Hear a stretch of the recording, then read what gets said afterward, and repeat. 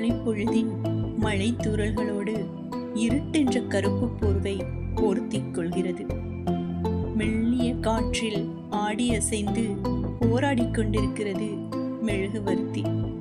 சுவர்களின் இரு மூலைகளை இணைத்து சுறுசுறுப்பாக வலை பின்னிக் கொண்டிருக்கிறது ஒற்றை சிலந்தி.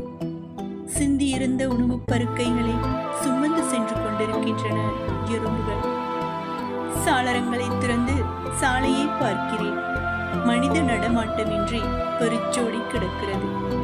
பக்கத்து தோட்டத்தின் ஒற்றை பாக்கு மரத்திற்கு மேலாய் பறந்து செல்கின்றன வௌவால்கள். கைகளுக்கு எட்டி மீண்டும் தவறி விடுவதைப் போல் சில நம்பிக்கைகளின் எச்சங்கள். பிரார்த்தனைகள் மட்டுமே எதிர்பார்ப்புகளாய் மீண்டும் மெழுகுவர்த்தியை பார்க்கிறேன். கரைந்து கொண்டிருக்கிறது வாழ்க்கை.